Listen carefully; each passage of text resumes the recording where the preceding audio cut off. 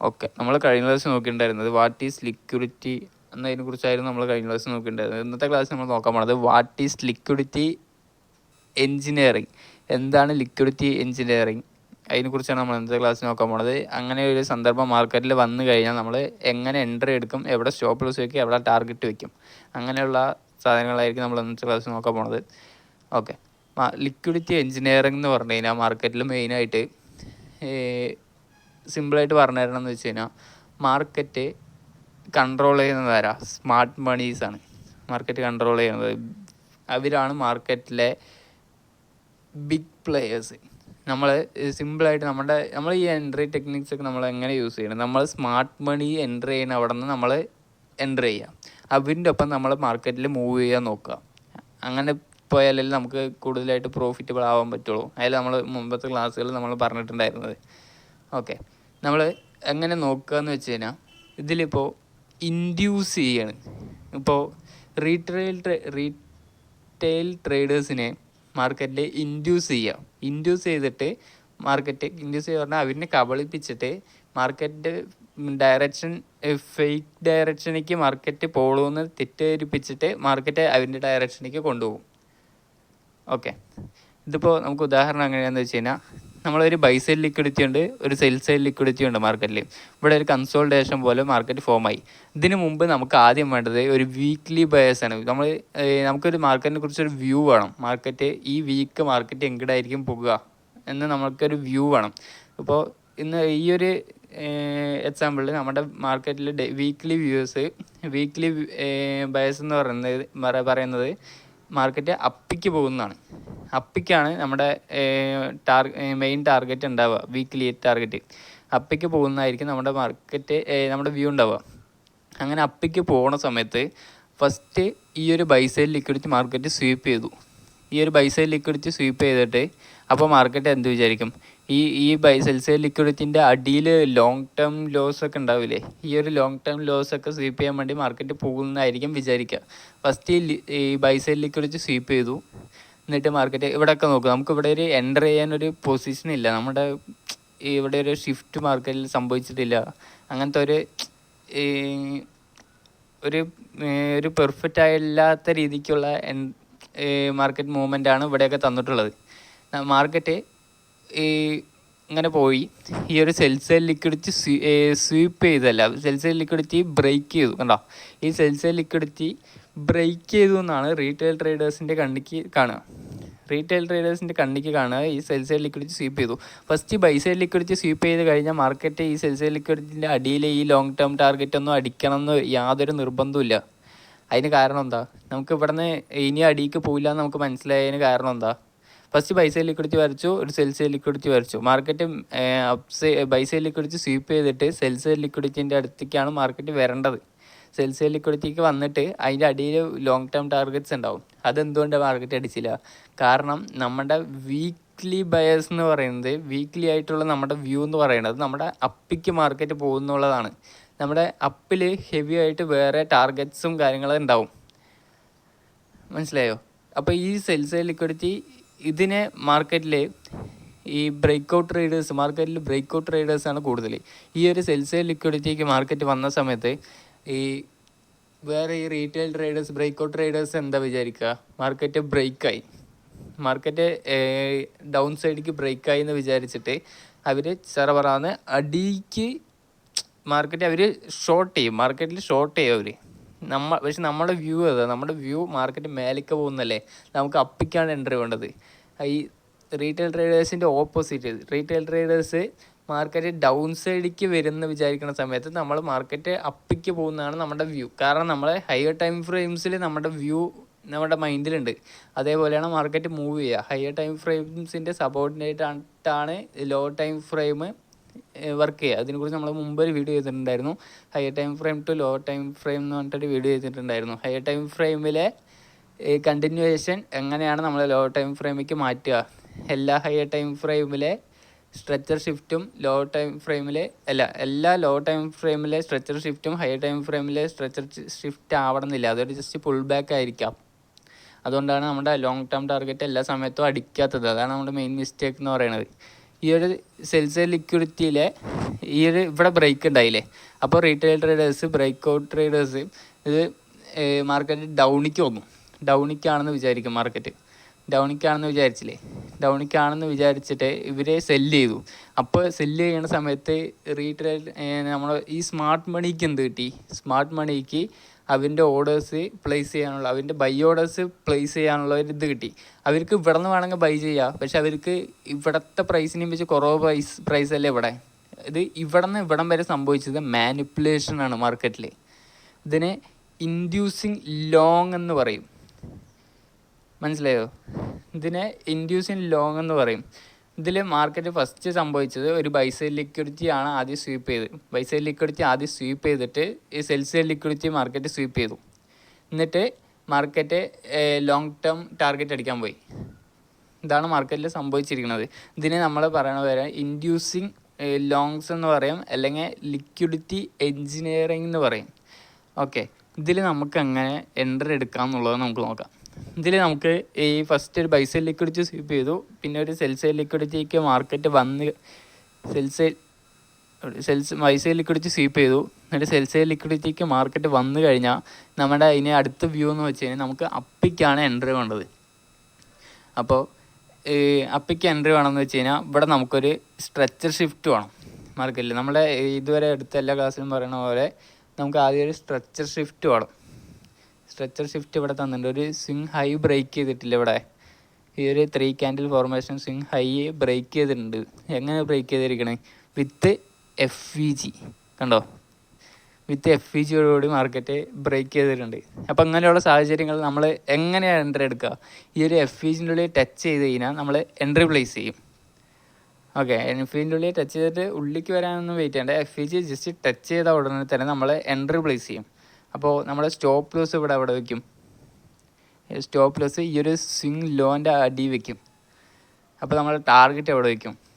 Target ഈ ഒരു ഹൈയിൽ കൊണ്ട് വയ്ക്കും. നമുക്ക് പക്ഷേ വീക്ക്ലി ടാർഗറ്റ് വെക്കാം, പക്ഷേ നമുക്ക് അത്ര ദൂരം ഈ ഒരു നമ്മുടെ സ്റ്റോപ്പ് ലോസ് അടിക്കാണ്ട് പോകുമെന്ന് നമുക്ക് ഉറപ്പ് പറയാൻ പറ്റില്ല. അതുകൊണ്ട് നമ്മൾ വീക്ക്ലി ടാർഗറ്റ് എല്ലാം വെക്കണം. നമുക്ക് ഇത്ര ടാർഗറ്റ് കിട്ടിയാൽ പോരെ. ഓക്കെ, ഇത് കേൾക്കുമ്പോൾ ഇത്തിരി ഒരുപാട് കോംപ്ലിക്കേറ്റഡ് ആയ പോലെ തോന്നും, പക്ഷേ ഇത് നിങ്ങൾക്ക് മാർക്കറ്റിൽ ഇത് കാണാൻ പറ്റും. ഇത് എല്ലാ ദിവസവും നടക്കണ സിനാരിയോസ് അല്ല. ഇത് ചില ദിവസങ്ങൾ മാത്രം ഇങ്ങനത്തെ സംഭവങ്ങൾ നടക്കാറുള്ളൂ മാർക്കറ്റിൽ. ചില ദിവസങ്ങൾ മാത്രം ഇങ്ങനത്തെ ഇൻഡ്യൂസ്മെൻറ്റും ഒക്കെ കാര്യങ്ങൾ, ഇങ്ങനത്തെ ഇൻഡ്യൂസിങ് ഷോർട്ട്സ്, ഇതേപോലെ ഇൻഡ്യൂസിങ് ഷോർട്ട്സ് ഉണ്ട്. ഇതേപോലെ market first cells liquidity sweep ചെയ്യും. എന്നിട്ട് ബ്രേക്ക് ഔട്ട് ട്രേഡേഴ്സിന് വിചാരിക്കും മാർക്കറ്റ് ഡൗണിക്ക് വരണമെന്ന് വിചാരിക്കും. എന്നിട്ട് നേരെ ബൈ സൈഡ് ലിക്വിഡിറ്റി സ്വീപ്പ് ചെയ്യും. അപ്പോൾ രണ്ടുപേരിൻ്റെ പൊസിഷനും ഇൻസേഫാണ്, രണ്ടുപേരിൻ്റെ പൊസിഷനും സേഫ് അല്ല. ഓക്കെ, മനസ്സിലായോ? പക്ഷെ നമുക്ക് ആ സാധനം മനസ്സിലാക്കാൻ പറ്റണം. ഈ സ്മാർട്ട് മണി എങ്ങനെ ഇത് സംഭവം തിങ്ക് ചെയ്യണമെന്ന് നമുക്ക് മനസ്സിലാക്കാൻ പറ്റണം. ഇതെങ്ങനെ നമ്മൾ മനസ്സിലാക്കുക? നമ്മൾ വീക്ക്ലി ടൈം ഫ്രെയിമിൽ പോയിട്ട് നമ്മൾ ഒരു വ്യൂ ഉണ്ടാവുമല്ലോ, ഒരു വീക്ക്ലി ചാർട്ട് എടുത്തു കഴിഞ്ഞാൽ വീക്ക്ലി ചാർട്ട് അങ്ങനെ പോകണമെന്ന് കാണിക്കും നമുക്ക്. ഇപ്പോൾ ഇത് വീക്ക്ലി ചാർട്ടാണെന്ന് വിചാരിക്കുക. വീക്ക്ലി ചാർട്ടിൽ ഈ ഒരു ബ്രേക്ക് സംഭവിച്ചു. ഇവിടെ ഒരു FVG ഉണ്ടെന്ന് വെച്ചാൽ FVG ടച്ച് ചെയ്ത് കഴിഞ്ഞാൽ വീക്ക്ലി ചാർട്ട് നമുക്ക് അങ്ങോട്ട് പോകുക, മേലേക്കല്ലേ പോകുക. വീക്ക്ലി ചാർട്ട് പിന്നെ അടിക്ക് വരില്ലല്ലോ. ഈ ഒരു പറയുന്ന സാധനം എല്ലാ ടൈം ഫ്രെയിമിലും ഉണ്ടാവും. എല്ലാ ടൈം ഫ്രെയിമിലും ഈ സാധനം ഉണ്ടാവും. ഈ എല്ലാ ടൈം ഫ്രെയിമിലെ സാധനവും സിങ്ക് ചെയ്തിട്ട് വരണം. വീക്ക്ലി ടൈം ഫ്രെയിമിൽ ഈ ഒരു FVG ടച്ച് ചെയ്ത് കഴിഞ്ഞാൽ നമ്മളെ അടുത്ത വീക്ക് എങ്ങോട്ട് പോകുന്നതാണ്, നമ്മൾ അടുത്ത ഈ വീക്ക് തുടങ്ങുമ്പോൾ എങ്ങോട്ട് പോകുന്നതാണ് നമ്മൾ വിചാരിക്കുക, അപ്പിക്കല്ലേ. അപ്പോൾ നമ്മൾ ഡൗണിക്ക് എൻട്രി വന്നാൽ നമുക്ക് എടുക്കേണ്ട കാര്യമുണ്ടോ? ഇല്ല, നമുക്ക് അങ്ങനെ ഡൗണിക്ക് എൻട്രി വന്നാൽ എടുക്കേണ്ട കാര്യമില്ല. അപ്പോൾ നമ്മൾ ബൈ പൊസിഷൻ മാത്രം നമ്മൾ നോക്കിയാൽ മതി. നമ്മുടെ ബൈ എൻട്രീസ് മാത്രം നമ്മൾ നോക്കിയാൽ മതി. അങ്ങനെ നോക്കുമ്പോഴാണ് നമുക്ക് പ്രോബബിലിറ്റീസ് കൂടുക. അപ്പോഴാണ് നമുക്ക് ലോസ് കുറയുക. നമ്മൾ മാർക്കറ്റിൻ്റെ ട്രെൻഡ്, മാർക്കറ്റിൻ്റെ ഡയറക്ഷൻ അനുസരിച്ച് പോകണം. ഓക്കെ, മനസ്സിലായോ? ഇപ്പോൾ ചില ട്രേഡേഴ്സൊക്കെ പറയും ലോസ് ഇല്ലാത്ത സ്ട്രാറ്റജി, അങ്ങനെ പഠിച്ച് അങ്ങനെ കോഴ്സ് എടുത്ത് അങ്ങനെ സ്ട്രാറ്റജി ഉണ്ടാവും, ലോസേ ഉണ്ടാവില്ല നിങ്ങൾക്ക്. അവരിങ്ങനെ ലോസ് ഉണ്ടാവില്ല എന്നുണ്ടെങ്കിൽ നിങ്ങൾക്ക് കോഴ്സ് വെക്കേണ്ട കാര്യമില്ല. അത് നിങ്ങൾ ജസ്റ്റ് കോമൺ സെൻസ് വെച്ച് ആലോചിച്ചാൽ മതി. നിങ്ങൾക്ക് കോഴ്സ് വെക്കേണ്ട കാര്യമില്ല. നിങ്ങൾ കാണുന്നതിൽ വെച്ച് ഏറ്റവും കൂടുതൽ പൈസയുള്ള ആൾക്കാർ അവരായിരിക്കും. അവർക്ക് ഇങ്ങനെ ഒരു ലോസ് ഇല്ലാത്തൊരു സ്ട്രാറ്റജി ഉണ്ടെന്ന് വെച്ച് കഴിഞ്ഞാൽ അപ്പോൾ എൻ്റെ കയ്യിൽ അങ്ങനത്തെ സ്ട്രാറ്റജി ഉണ്ടെന്ന് വെച്ചാൽ ഞാൻ നിങ്ങൾക്ക് ഈ സാധനങ്ങൾ പറഞ്ഞു തരേണ്ട കാര്യമില്ല.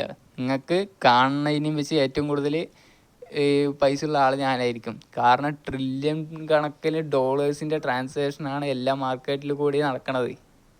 ഓക്കെ, അപ്പോൾ ഒരെണ്ണത്തിലെങ്കിൽ ലോസേ ഇല്ലാത്ത സാധനങ്ങൾ അറിഞ്ഞെന്ന് വെച്ച് കഴിഞ്ഞാൽ നിങ്ങൾ കണ്ടതിൽ വെച്ച് ഏറ്റവും കൂടുതൽ പൈസ ഉള്ള ആൾ ഞാനായിരിക്കും. ഓക്കെ, മനസ്സിലായി. അത് പോസിബിൾ ആയിട്ടുള്ള കാര്യമല്ല. ഇത് പ്രോബബിലിറ്റി ഗെയിംസാണ്. ഇത് പ്രോബബിലിറ്റിയാണ് ഈ സാധനം. ഇത്ര ട്രേഡ് എടുത്തു കഴിഞ്ഞാൽ ഇത്ര ട്രേഡ് പ്രോഫിറ്റ്, ഇത്ര ട്രേഡ് ലോസ്, അങ്ങനെ വേണം ഈ സംഭവം കണക്കാക്കുക. അങ്ങനെ ഈ വിൻ റേറ്റ് ഒക്കെ കണക്കാക്കണം.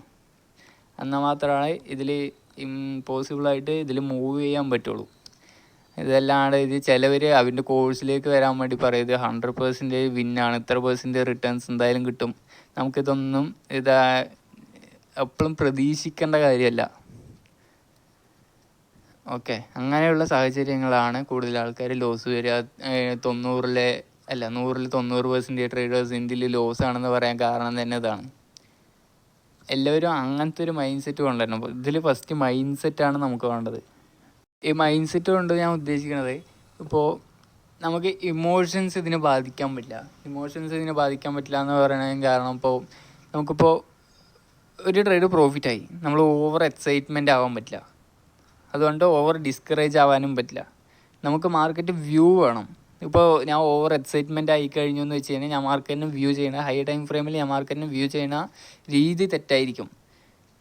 മാർക്കറ്റ് എപ്പോഴും ശരിയാണ്, നമ്മളാണ് തെറ്റുക. ഹ്യൂമൺ ഇമോഷൻസാണ് തെറ്റുക. നമ്മുടെ ഇമോഷൻസ് കാരണം മാർക്കറ്റിൽ നമ്മൾ അപ്പിക്കാണ് മാർക്കറ്റ് പോകണമെന്നുണ്ടെന്ന് വെച്ച് കഴിഞ്ഞാൽ മാർക്കറ്റിൻ്റെ ഡയറക്ഷൻ കറക്റ്റായിരിക്കും, മാർക്കറ്റ് അപ്പിക്കാണെന്നായിരിക്കും ഡയറക്ഷൻ. പക്ഷെ നമ്മൾ മാർക്കറ്റ് ഡൗണിക്കാ വരിക, നമ്മുടെ ഒരു ഓവർ കോൺഫിഡൻസ് അങ്ങനെ വന്നു കഴിഞ്ഞാലാണ് നമ്മൾ ഓവർ ട്രേഡ് ചെയ്യുക. അങ്ങനെ മാർക്കറ്റിൻ്റെ എഗെയിനിസ്റ്റ് ആയി കഴിഞ്ഞു എന്ന് വെച്ച് കഴിഞ്ഞാൽ നമ്മുടെ എല്ലാ ക്യാപിറ്റലും വാഷ് ഔട്ട് ചെയ്യാനുള്ള പവർ മാർക്കറ്റിനുണ്ട്.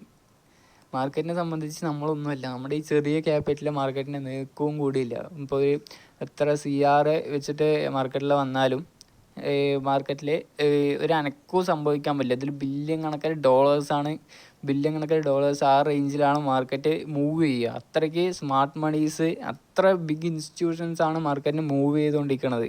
അപ്പോൾ ഇവർക്ക് അനുസരിച്ചിട്ട് നമ്മൾ മാർക്കറ്റിൽ പോകാൻ നോക്കണം. അങ്ങനെയുള്ള ഒരു ടൂളാണ് നമ്മൾ ഈ ക്ലാസ്സിലൂടെ നമുക്ക് പറഞ്ഞു തരാൻ പോണത്. ഇത് നമുക്ക് ഫ്രീ ആയിട്ട് കിട്ടുന്ന എഡ്യൂക്കേഷനാണ്. ഇത് ഈ സാധനങ്ങൾ ഞാനൊരു സിമ്പിളായിട്ട് പറയാം, ഈ സാധനങ്ങളെല്ലാം യൂട്യൂബിലുണ്ട്. ഓക്കെ, നിങ്ങൾ ഈ കോഴ്സ് കണ്ട് പഠിക്കുന്ന ആൾക്കാരുടെ ഈ സാധനങ്ങളെല്ലാം അവർക്ക് ഫ്രീ ആയിട്ട് കിട്ടുന്ന ഈ സോഴ്സുകളുണ്ട്. പക്ഷേ ഇതെന്താണെന്ന് വെച്ച് കഴിഞ്ഞാൽ, ഒരു മെൻറ്ററിൻ്റെ കീഴിൽ പഠിച്ചു കഴിഞ്ഞു എന്ന് വെച്ച് കഴിഞ്ഞാൽ നിങ്ങൾക്ക് ടൈം ലാഭിക്കാൻ പറ്റും, നിങ്ങളുടേതായ ടൈം ലാഭിക്കാൻ പറ്റും. അത്രേ ഉള്ളൂ. കാരണം ഈ മിസ്റ്റേക്കുകൾ ഈ മെൻറ്റേഴ്സ് പെർഫെക്റ്റായിട്ട് പ്രോഫിറ്റബിൾ ആയിട്ടുള്ള മെൻറ്റേഴ്സിനെ കുറിച്ചാണ് ഞാൻ പറയുന്നത്. ഇപ്പോൾ ഈ മെൻറ്റേഴ്സിൻ്റെ കീഴിൽ നിങ്ങൾ പഠിക്കുകയാണെന്ന് വെച്ച് കഴിഞ്ഞാൽ അവർ നിങ്ങൾക്ക് പറഞ്ഞു തരും. അവർ ചെയ്ത കുറച്ച് മിസ്റ്റേക്സ് ഉണ്ടാവില്ലേ. ഇപ്പോൾ ഞാൻ കുറച്ച് മിസ്റ്റേക്കുകൾ ഇപ്പോൾ 2020-2021 ആ ഒരു സമയത്താണ് ഞാൻ മാർക്കറ്റിൽ വന്നത്. അപ്പം മുതൽ ഇപ്പം വരെ ഞാൻ കുറേ മാർക്കറ്റിൽ മിസ്റ്റേക്സ് ചെയ്തിട്ടുണ്ടാവില്ലേ. ഇപ്പം എൻ്റെ കീഴിൽ ഒരാൾ പഠിക്കുകയാണെന്ന് വെച്ച് കഴിഞ്ഞാൽ അയാൾക്ക് ഞാൻ ചെയ്ത മിസ്റ്റേക്ക്, എനിക്കുണ്ടായിരുന്ന സൈക്കോളജീൻ്റെ മിസ്റ്റേക്ക്, അത് അവർക്ക് വരാണ്ടിരിക്കാൻ ഞാൻ നോക്കും. ആ മിസ്റ്റേക്കുകളായിരിക്കും ഞാൻ അവർക്ക് പറഞ്ഞു കൊടുക്കുക. ആ ഒരു ടൈം ലാഭിക്കുക. ഇതെല്ലാവർക്കും സംഭവിക്കും. ഞാൻ ഇപ്പോൾ അവർക്ക് പറഞ്ഞു കൊടുത്തില്ല എന്ന് വെച്ച് കഴിഞ്ഞാൽ ഞാൻ ചെയ്ത മിസ്റ്റേക്ക് അവരും ചെയ്യും. പക്ഷെ ആ മിസ്റ്റേക്കിൽ നിന്ന് അവർ ഓവർകം ചെയ്ത് അവരുടെ മൈൻഡ് സെറ്റിനെ അവർ സ്ട്രോങ് ആക്കും. അങ്ങനെ സ്ട്രോങ് ആക്കുമ്പോഴാണ് മാർക്കറ്റിനെ നമുക്ക് നേരെ വ്യൂ ചെയ്യാൻ പറ്റുക. എന്നിട്ട് ഒരു ഇത്ര സന്ദർഭം എത്തുന്ന സമയത്ത് നമ്മൾ മാർക്കറ്റ് ഒരു പ്രോബബിലിറ്റി ഗെയിമാണെന്ന് നമുക്ക് മനസ്സിലാവും. ഇതിൽ നിങ്ങൾക്ക് ഏത് സ്ട്രാറ്റജി എന്തുപയോഗിച്ചാലും മാർക്കറ്റിൽ നിങ്ങൾക്ക് പ്രോഫിറ്റബിൾ ഉണ്ടാക്കാൻ പറ്റും. മാർക്കറ്റിനെ ഒരു പ്രോബബിലിറ്റി ആ ഒരു മൈൻഡ് സെറ്റിൽ കണ്ടു കഴിഞ്ഞാൽ അതിനാണ് നമ്മൾ എഡ്ജ് വിൻ റേഷ്യോ എന്നൊക്കെ പറയും. അതിന് റിസ്ക് റിവാർഡൊക്കെ വെച്ചിരുന്ന കറക്റ്റായിട്ടുള്ള കറക്റ്റായിട്ടുള്ള എഡ്ജ്, അങ്ങനെ കറക്റ്റായിട്ടുള്ള എല്ലാ സാധനങ്ങളും കൊണ്ട് വന്നു കഴിഞ്ഞ് കഴിഞ്ഞാൽ നമ്മൾ പക്ഷെ ബാക്ക് ടെസ്റ്റ് ചെയ്ത് നോക്കണുണ്ടോ. ബാക്ക് ടെസ്റ്റ് ചെയ്ത് നോക്കുക. ഇപ്പോൾ ഈ മെൻറ്റേഴ്സിൻ്റെ കീഴിലെന്ന് പറഞ്ഞില്ലേ, ഇപ്പോൾ മെൻറ്റേഴ്സിൽ കീഴിലെന്ന് പറഞ്ഞു കഴിഞ്ഞാൽ ഇപ്പോൾ നിങ്ങൾക്ക് ഏത് മാർക്കറ്റിൽ എങ്ങനത്തെ സ്ട്രാറ്റജി വർക്കാവുമെന്ന് നിങ്ങൾക്കറിയില്ല. അപ്പോൾ ഇതിൽ ഇഷ്ടം പോലെ സോഴ്സസ് ഉണ്ട്, ഇഷ്ടം പോലെ സ്ട്രാറ്റജീസ് ഉണ്ട്, ഇൻഫിനിറ്റ് എമൗണ്ട് ഓഫ് സ്ട്രാറ്റജീസ് ഉണ്ട്. നമുക്ക് ഇനിയും സ്ട്രാറ്റജി ബിൽഡ് ചെയ്യാം. ഓക്കെ, മനസ്സിലായോ? ഇപ്പോൾ പണ്ട് കാലം മുതലേ ആൾക്കാരുണ്ട്, ഈ പണ്ട് കാലം മുതലേ ഈ മൂവിങ് ആവറേജ് വെച്ച് ട്രേഡ് എടുക്കുന്ന ആൾക്കാരുണ്ട്, അങ്ങനെ പ്രോഫിറ്റബിൾ ആയിട്ടുള്ള ആൾക്കാരുണ്ട്, ബിഗ്ഗായിട്ട് ഹെവി ആയിട്ട് പ്രോഫിറ്റ് അടിച്ചിട്ടുള്ള ട്രേഡേഴ്സ് ഉണ്ട്. ഇതിന് മുമ്പ് ഈ സ്ട്രാറ്റജീസൊക്കെ വരുന്നതിന് മുമ്പത്തെ ട്രേഡേഴ്സിനെ കുറിച്ചാണ് പറയുന്നത്. അവർ അങ്ങനെ പ്രോഫിറ്റബിൾ അവർ അടിച്ചിട്ടുണ്ട്. അപ്പോൾ അതിനർത്ഥം എന്താണ്? അവർക്ക് ഈ സ്ട്രാറ്റജി അറിയാത്തത് കൊണ്ട് അവർ പ്രോഫിറ്റബിൾ അല്ല എന്നാണോ? അല്ല, അവർ പ്രോഫിറ്റബിൾ ആണ്. കാരണം അവരുടെ മൈൻഡിൽ ഇങ്ങനത്തെ സാധനങ്ങൾ വന്നിട്ടുണ്ട്. ഇത് പ്രോബബിലിറ്റി ഗെയിമാണ്. ഇമോഷൻസ് ബാധിക്കാൻ പറ്റില്ല. നമ്മളെ ഇമോഷൻസ് ബാധിച്ചു കഴിഞ്ഞാൽ മാർക്കറ്റ് നമ്മളെ വാഷ് ഔട്ട് ചെയ്യും. അത്രേ ഉള്ളൂ. ഈ സാധനം നമ്മൾ വിചാരിക്കുന്ന പോലെ കോംപ്ലിക്കേറ്റഡ് അല്ല. മാർക്കറ്റിനെ നമ്മൾ സിമ്പിളായിട്ട് കാണാൻ നോക്കണം. നമ്മൾ മാർക്കറ്റിനെ സിമ്പിളാക്കാൻ നോക്കണം. ഏറ്റവും കൂടുതൽ സിമ്പിളാക്കിയിട്ട് നിങ്ങൾ എപ്പോഴാണോ മാർക്കറ്റിനെ കാണുന്നത് അപ്പോൾ മാത്രമേ നിങ്ങൾക്ക് പ്രോഫിറ്റബിൾ ആവാൻ പറ്റുള്ളൂ. ഓക്കെ, ഇന്നത്തെ ക്ലാസ്സിൽ ഒരുപാട് സംസാരിച്ച് തോന്നുന്നു. നമ്മളിനി അടുത്ത ക്ലാസ് മുതൽ നേരെ ഇനിയും കൂടെ അഡ്വാൻസ് ആയിട്ട് നോക്കാം.